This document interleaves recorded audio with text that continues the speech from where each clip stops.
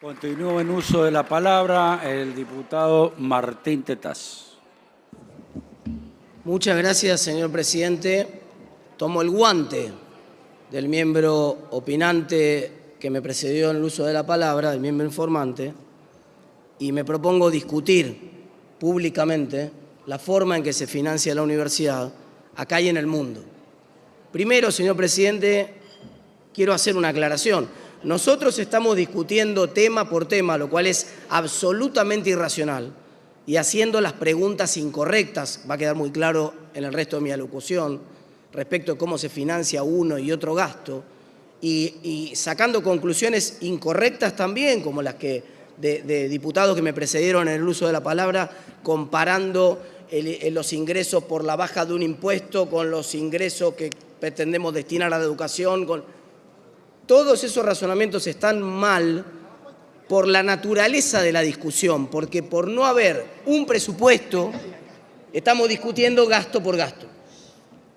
Y que no haya un presupuesto para discutir de manera coherente, garantizando el equilibrio fiscal, cuáles son las prioridades que este Congreso le asigna a cada una de las tareas, entonces damos una discusión absolutamente irracional tema por tema. Porque claro, todos los temas son importantes. De ahí la importancia de discutirlos en el marco de un presupuesto que establezca los límites de la restricción presupuestaria.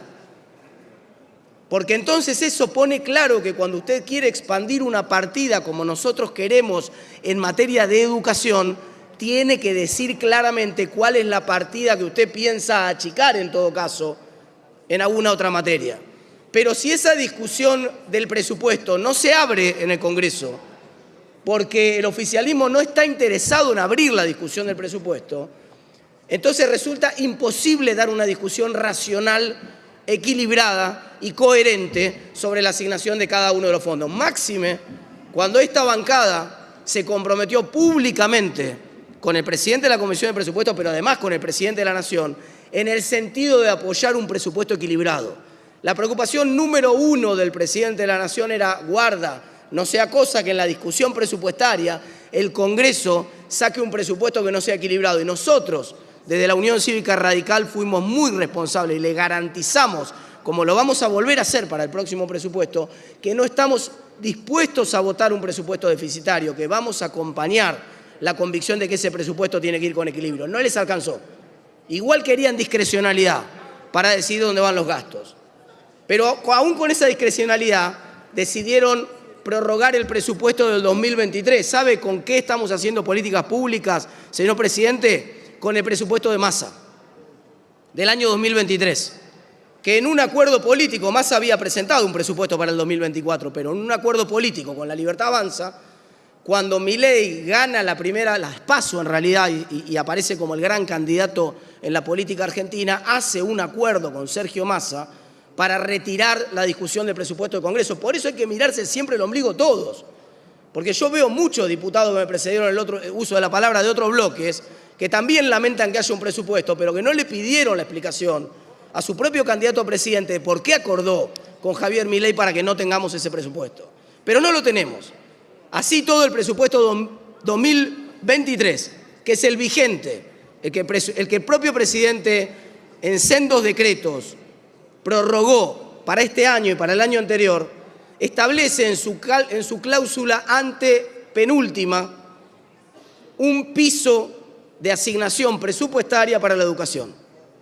Lo dice el propio presupuesto vigente, ahí está la plata, 1,33%. Le vuelvo en los mismos términos que el diputado de su bancada. Si usted tiene alguna intervención para hacer, yo le cedo el uso de la palabra. Si no la tiene, le pido silencio respetuoso, porque estoy tratando de exponer la posición yo. Muchas gracias, diputada.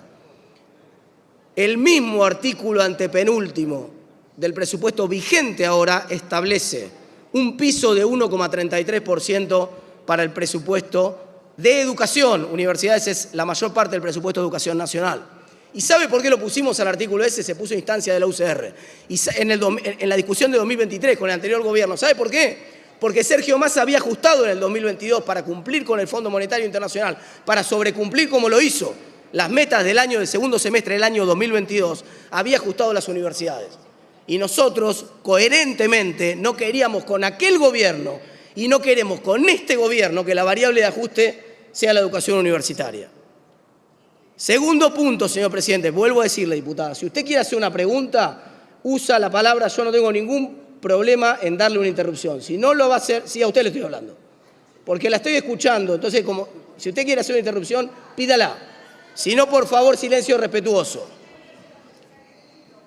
Segundo punto. El segundo punto que quiero hacer es que hay una discusión falsa que estamos dando, errada, equivocada desde el punto de vista conceptual, que después va a empapar otras discusiones que vamos a tener la semana que viene en este recinto también, por ejemplo, para el tema jubilaciones. Es cierto que la ley de administración financiera es muy clara respecto de que si un proyecto de un diputado genera un gasto nuevo que no estaba antes, debe indicar de dónde sale la fuente financiera de ese gasto. Eso es absolutamente correcto. Pero es que acá no hay ningún gasto nuevo. No se trata de crear universidades nuevas que implican más presupuesto. No se trata en la discusión de jubilados de jubilar más gente. Por eso nosotros, coherentemente en esa discusión, votamos en contra de la moratoria, que es la causa del problema. El problema de coherencia lo tiene en todo caso el presidente de la Nación, que tiene 2 ministros dentro de su gabinete que votaron a favor de la moratoria y ahora, claro, no pueden explicar de dónde sale la plata para pagarle a los jubilados. No estamos proponiendo un gasto nuevo, señor presidente, en esta discusión de financiamiento universitario. Es un error que se llama, en la teoría económica, la ilusión monetaria. La idea de que un cambio nominal en el gasto implica un gasto nuevo, eso es absolutamente falso. Señor presidente, es muy simple para entender para la gente que nos mira en la casa. Si a usted le incrementan el salario con estos niveles de inflación escandalosos, que todavía son más bajos, pero siguen siendo muy altos, si a usted le incrementan el salario un 30%, no festeje nada, porque no le está subiendo en realidad el salario. Usted está comprando menos kilos de pan de lo que compraba el año pasado. Simplemente el aumento es un aumento nominal. Y pensar, si usted sale a gastarse esa plata pensando que usted es 30% más rico, usted funde a su familia. Usted no es más rico, simplemente acompañó la nominalidad de la economía. Tan es así que en la discusión, que adelanto va a pasar la semana que viene, cuando el presidente Milei estableció los aumentos jubilatorios en el decreto 274, que está vigente ahora, que los estableció por inflación, el primero de ellos era del 13%, el doble que el aumento que estamos discutiendo nosotros ahora, tampoco dijo en ningún lugar del decreto 274 de dónde salía el dinero. Y no correspondía que lo dijera, porque no estaba estableciendo un gasto nuevo. Lo que estaba estableciendo era la nominalidad del mismo gasto. Y por lo tanto tiene facultades que la propia ley de administración financiera le confiere al jefe de gabinete de ministros para actualizar las partidas en función de la novedad inflacionaria. Así lo pensó el legislador en la ley. Así que no hagamos la pregunta equivocada. No preguntemos de dónde sale la plata cuando no estamos creando universidades nuevas ni estamos creando un gasto nuevo, cuando solamente estamos ajustando por inflación. La respuesta es muy simple. La respuesta es muy simple. En los últimos 12 meses, si usted mira la recaudación, por ejemplo, creció 42% la recaudación en Argentina, señor presidente. ¿Sabe cuánto fue la inflación? 36%. Ok, hay un crecimiento real de la recaudación, chapó, muy bueno. Decidirá el Ejecutivo si ese crecimiento real, lamentablemente, lo tendría que decir el Congreso. Pero ahora va a decidir el Ejecutivo si ese crecimiento real de la recaudación lo asigna a recomponer algún ingreso de algún sector o en todo caso bajar algún impuesto. Chapó con eso. Pero 36 de los 42 puntos que creció la recaudación es un efecto de ilusión monetaria. No es 42% más rico el Estado. Está mal eso. Está mal, desaprobamos un alumno en el ciclo básico de la facultad si nos dice eso. No es 42% más rico el Estado porque recaude 42% más, porque hubo 36 de inflación. Entonces 36% de esos 42 en realidad son simplemente ilusión monetaria. Es una nominalidad. Y la discusión en esta sala, hoy, otro día ojalá, discutamos con un presupuesto nuevo cómo hacer para recomponer efectivamente los presupuestos. Pero hoy estamos discutiendo una nominalidad. No estamos discutiendo ningún gasto nuevo en la Argentina, señor presidente. Tercer punto que quiero hacer tiene que ver con cuáles son las condiciones que en la ciencia económica aprendemos y enseñamos en la facultad que tiene que tener un país para poder desarrollarse, más allá de los rebotes de corto plazo de su coyuntura. Y la verdad que las condiciones de desarrollo de largo plazo están recontrasaldadas en el mundo. Usted para desarrollarse necesita inversión de capital en todas sus formas. Necesita infraestructura, que este gobierno, por razones ideológicas, ha renunciado, pensando que lo va a hacer el mercado. Le tengo noticias. El mercado no va a ser un montón de infraestructura donde no se revelan las preferencias por ser un bien público. Lo sabemos, lo tenemos recontraestudiado en la ciencia económica. Por ejemplo, el mercado no va a construir las obras que Bahía Blanca necesita para no volver a inundarse, como no construyó las que La Plata hizo para salvarse de la próxima inundación. Pero además, con 700 puntos de riesgo país y la tasa de interés internacional alta, tampoco el privado las va a hacer a esas obras. Y no hay ningún ejemplo de país del mundo, ni capitalista, ni comunista, ni intervencionista, ni liberal, ningún ejemplo de país en el mundo que se haya desarrollado sin un shock de infraestructura pública y privada. En segundo lugar, necesitamos invertir fuertemente en capital humano. Este debate está saldado. Tenemos premios Nobel que han sido otorgados justamente por haber probado científicamente. El último que se me ocurre es el profesor Heckman, pero también el profesor Gary Becker en su momento. Y hay algún otro premio Nobel de Economía más que no se me viene a la memoria ahora por mostrar la importancia de las inversiones en capital humano. Y está estudiado, señor presidente. ¿Sabe cuál es la rentabilidad? Está estudiado inclusive las inversiones universitarias. ¿Sabe cuál es la rentabilidad de invertir en formación universitaria en América Latina? Particularmente en Argentina también está estudiado, 2 dígitos, presidente. Entre 10 y 15% de tasa de retorno. Es una de las mejores inversiones que el Estado puede hacer. Lo financia, claro, lo financia de una manera extraordinaria el Estado, porque gracias a que yo estudié la carrera de Economía en la Universidad Nacional de La Plata, obviamente gano mucho más que si yo no hubiera pasado por la universidad. ¿Y qué hace el Estado? Me asesina impuestos. Se queda con más de la mitad de ese excedente que genero yo gracias a mi capital humano. Invierte, banca el proceso educativo primero, pone la plata primero, pero después se queda con más de la mitad de lo que yo genero gracias a ese capital humano. Recompone, termino pagando, si usted hace la cuenta bien, señor presidente, termino pagando en impuestos entre 8 y 10 veces lo que me dio el Estado en mi formación universitaria. No tengo ningún problema, lo celebro eso, me parece bien, estoy dispuesto a pagarlo, a pesar de que no me gustan tantos impuestos en Argentina, pero entiendo la lógica. Ese es el tipo de inversiones que necesita la Argentina para poder desarrollarse. ¿Quiere decir entonces que pueden hacer cualquier cosa las universidades con ese dinero? Por supuesto que no. Por eso en nuestro dictamen pusimos un artículo muy importante para garantizar que todos los años las universidades sean auditadas. ¿Sabe por qué, presidente? Porque el hombre es muy bueno, pero cuando lo controlan es un poquito mejor. Entonces, la evaluación para ver si uno va a hacer o no va a hacer una inversión en educación debe ser la tasa de retorno de esa inversión en educación. Hoy el Poder Ejecutivo no tiene ningún proyecto de inversión pública en carpeta que tenga una tasa de retorno más alta que la que tiene la inversión en educación universitaria. ¿Y cuál es la consecuencia si usted desfinancia, si usted no invierte en educación universitaria, presidente? Es muy simple. Lo primero es que usted acumula menos capital humano. Y como usted acumula menos capital humano, usted es más pobre hacia adelante. ¿Sabe el valor actual que tiene la pobreza acumulada que genera de financiar a la educación universitaria hoy? Se mide en miles de millones de dólares, señor presidente.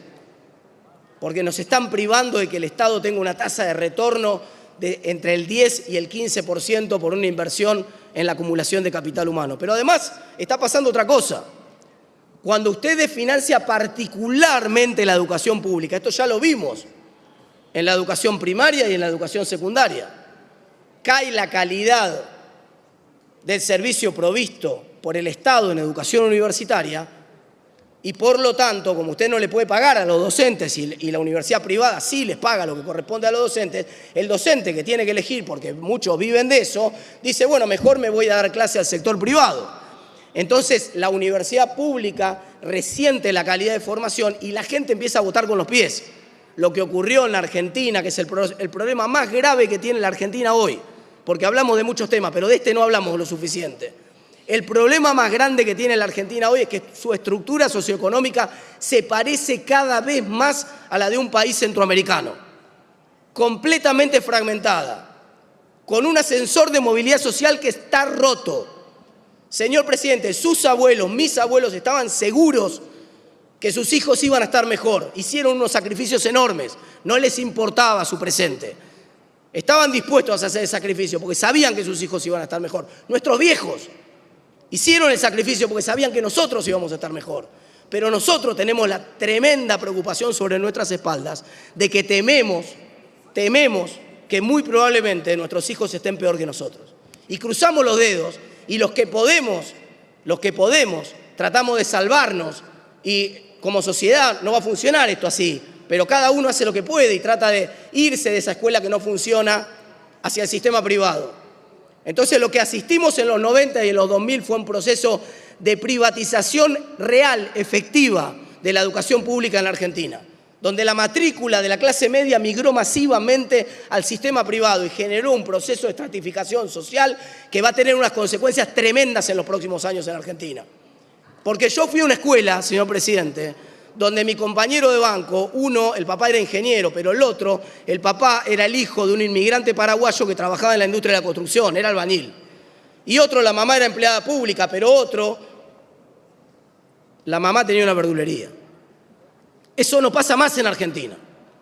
Ha crecido lo que se llama el índice de polarización, lo mide el CEDLAS, un instituto muy prestigioso de la Universidad de La Plata. Ha crecido notablemente la probabilidad de que tu compañero de banco sea del mismo nivel socioeconómico que vos.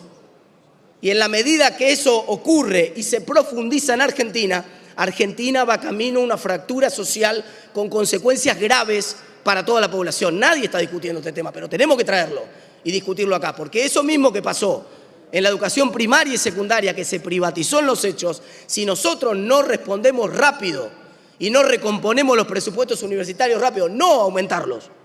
Nadie, ojalá pudiéramos aumentar el presupuesto universitario e invertir más. No estamos hablando de aquella ley de financiamiento educativo, tratar de llegar al 6%, olvídese.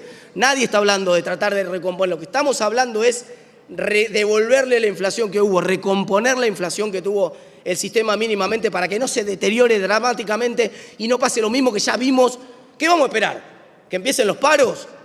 Como empezaron en la educación primaria y secundaria y que los padres que no pueden ir a trabajar entonces tengan que tomar la decisión de mandar a los chicos a la escuela privada para poder ir a trabajar, sobre todo las madres, La política de género más efectiva en Argentina y en el mundo es que los chicos puedan estar en la escuela para que la madre pueda ir a trabajar. Y si nosotros no entendemos la importancia de financiar la educación como corresponde y de invertir en educación, estamos condenados a ser un país pobre.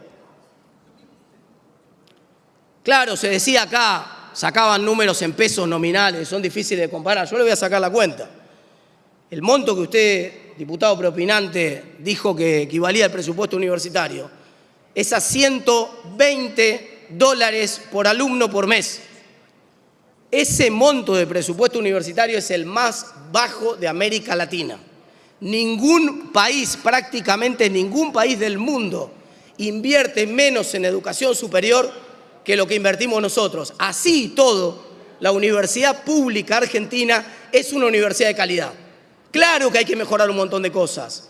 Toda mi vida lo hice en distintos espacios de la universidad trabajando para tratar de mejorar. No estoy conforme con la universidad que tenemos.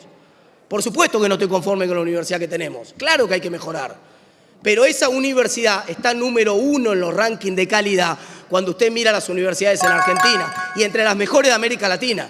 Y eso le gana a las universidades privadas en algo que no pasa en el sistema secundario y primario. La misma clase media que migra con los pies se va de la escuela pública primaria y secundaria a la escuela privada. Cuando vuelve a la universidad, vuelve otra vez a la universidad pública. ¿Por qué lo hace? Porque sabe que esa universidad pública es de calidad, porque sabe que el título de la Universidad de Buenos Aires, de la Universidad de La Plata, de la Universidad de Rosario, de la Universidad de Córdoba, de la Universidad del Cuyo, es un título prestigioso, vale, agrega capital humano y por eso prefieren estudiar en esas universidades. El rendimiento que le damos a esos $120 por alumno que invertimos es espectacular, pero no es lo único que hacen las universidades. La universidad pública tiene tres funciones: la función de docencia, la función de extensión y la función de investigación. Por ejemplo, en mi universidad, la Universidad de La Plata, tiene un hospital odontológico que atiende chicos de bajos recursos que no podrían si no le faltarían dientes. El indicador tremendo de desigualdad de oportunidades en Argentina que vemos claramente cuando recorremos el conurbano, cuando recorremos un barrio de bajos recursos, es que hay pibes de 20 o 25 años que no tienen dientes. Y la universidad pública es la única que está tratando de hacer un esfuerzo ante el abandono de buena parte del sistema de salud en Argentina, tratando de hacer un esfuerzo para recomponerlo. La investigación, son pocas las patentes argentinas, tenemos que cambiar la ley de patentes, presidente. Tenemos que cambiar la ley de patentes, está mal, no promueve la investigación, no promueve que la universidad pueda apropiarse de los beneficios, ni los investigadores de los beneficios de las cosas que investigan. Ya termino, presidente. No lo permite. Tenemos que cambiar la ley de patentes, pero déjeme decirle, el año pasado Argentina pudo conseguir 3.500 patentes. Estados Unidos tiene 550.000 patentes. Y una empresa automotriz sola, China, por ejemplo, Build Your Dreams, tiene 30.000 patentes solas, 10 veces más que Argentina en un año, señor presidente. Si no invertimos en educación y si no recomponemos los ingresos, y acabo de decir de dónde se financian, si no recomponemos los ingresos, Argentina está destinado a ser un país subdesarrollado. Yo no quiero vivir en ese país y no quiero que mis hijos vivan en un país subdesarrollado, presidente. Quiero trabajar para mejorarlo. Gracias. Gracias, diputado Tetaz.